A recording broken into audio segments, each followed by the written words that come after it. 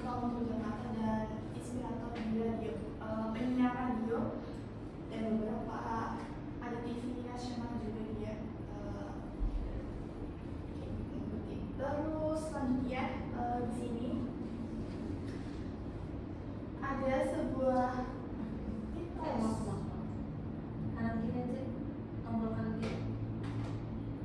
Oke, ini ada sebuah mitos ya, kalau kemampuan berbicara di depan umum ini adalah muncul karena bakat. Padahal faktanya kemampuan berbicara di depan umum ini berkembang dengan latihan dan praktek. Jadi mungkin beberapa penyebabnya ya, kita kalau misalnya berbicara di depan umum itu ada rasa gugup akibat berbagai rasa takut yang kita pikirkan. Terus public speaking itu adalah seni berbicara di depan umum atau publik tentang suatu hal atau topik tertentu secara lisan dengan tujuan mempengaruhi, menghibur, mendidik, dan memberikan informasi kepada audiens. Dan pesan yang disampaikan bisa diterima dan diserap dengan baik oleh audiens. Kemudian selanjutnya ada tujuan dari public speaking. Di sini tujuannya ada 5. Sebenarnya sampai yang sudah disampaikan tujuannya. Lebih detailnya itu yang pertama adalah menyampaikan informasi. Jadi informasi ini bisa berupa kebijakan, program, proyek, ide, pemikiran atau lain-lainnya. Terus yang kedua adalah mempengaruhi persuasif. Ini memberikan pengetahuan baru yang diikuti oleh perubahan opini publik. Ketiga, ini adalah menyampaikan pendapat. Jadi para speaker atau fakta yang dapat menguatkan opini mereka di hadapan audiens. Jadi menyampaikan pendapat itu juga termasuk sebuah public speaking ya.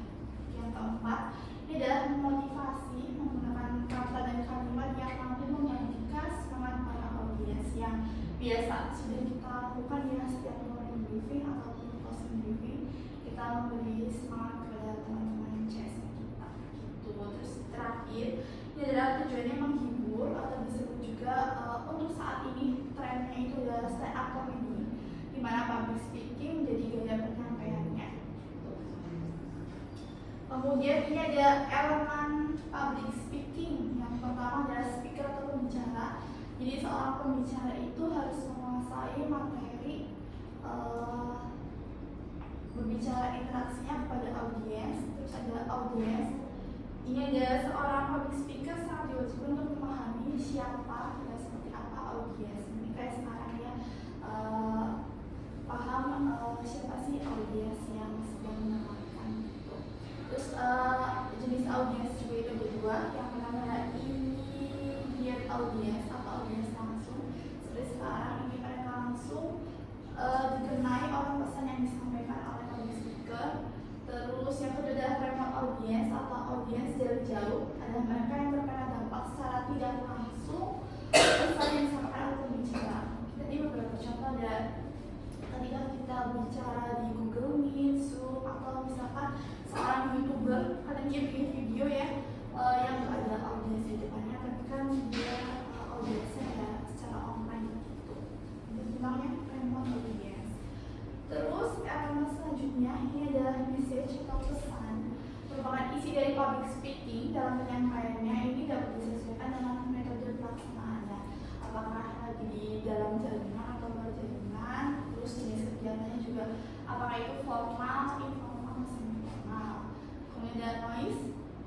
Yang kalau menurut Devito 2009, noise ini ada dua.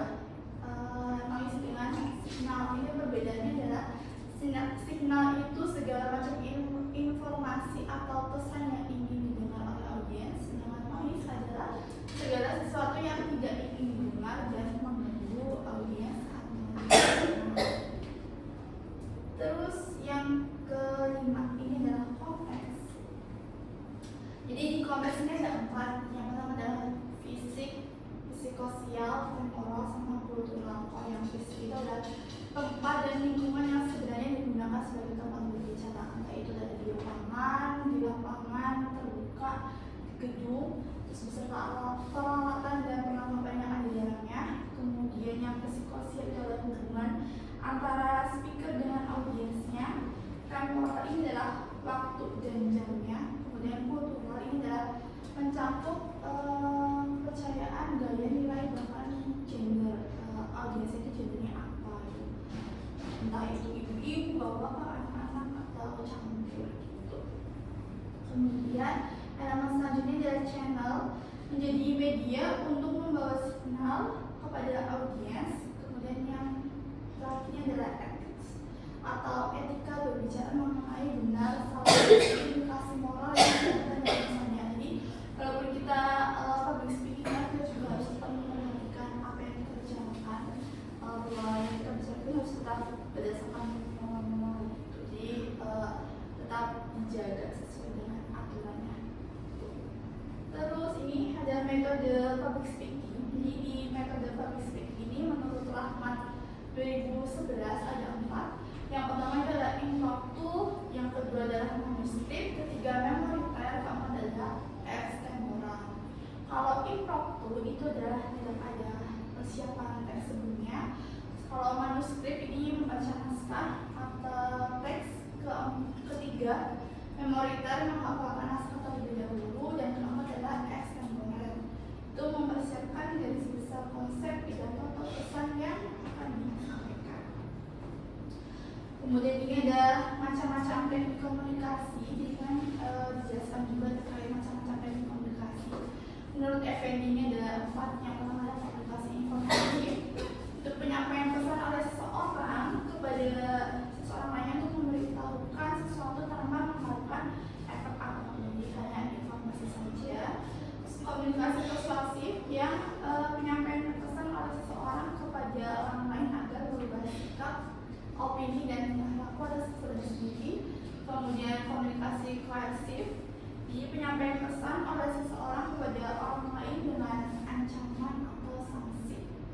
Terus yang keempat ini adalah hubungan manusiawi, kegiatan komunikatif, persuasif, sugestif, dan kedua pihak merasa hatinya puas. Itu tentang macam-macam teknik komunikasi. Kemudian ini ada gaya komunikator. Jadi gaya komunikator ini yang biasa kita pakai itu ada 4. Ada konkret, spontan, intelektual, sama sensitif. Jadi kemarin memang ada teksnya ya untuk gaya komunikator, dan bisa aja satu orang itu punya 2 gaya komunikator, jadi nggak cuma konkret.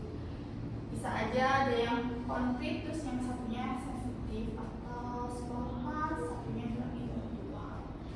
Tuh, nah ini ada yang pertama adalah komunikator konkret. Ini ada berpikir dan berbicara tentang informasi yang konkret, kasat mata dan dapat disentuh. Terus mengumpulkan dan memanfaatkan informasi dalam praktis, terus berorientasi pada detail, terfokus dan bersifat sangat logis dalam melakukan komunikasi. Ini kalau yang komunikator konkret ini cenderung agak kaku, ada pemikiran dan agak berpikiran sempit. Kemudian yang selanjutnya adalah komunikator spontan. Ini adalah senang berkomunikasi dalam lingkungan yang berorientasi tindakan dan bersifat aktif yang merangsang indera. Bahasanya ini cenderung tidak rumit dan membumi, terus memiliki banyak energi dan menjadi frustasi ketika terperangkap dalam percakapan yang mengulang. Ini juga kayak agak ekstrovert ya, kalau misalkan spontan dan gampang menelan mentah-mentah sesuatu informasi yang dia dapat gitu. Terus selanjutnya ini adalah komunikator intelektual. Ini adalah orang yang senang berpikir dan berbicara tentang ide serta peristiwa yang abstrak dan konseptual. Cenderung senang berbicara tentang kemungkinan daripada fakta atau realitas. Terus bahasanya juga cenderung kompleks dan ilmiah. Jadi mungkin yang berat-berat komunikator intelektual itu lebih suka mengenai kemungkinan tampak sombong dalam sejumlah situasi sosial karena senang dalam percakapan intelektual. Terus yang terakhir ini adalah komunikator sensitif, yaitu senang berbicara dalam berpikir tentang perasaan dan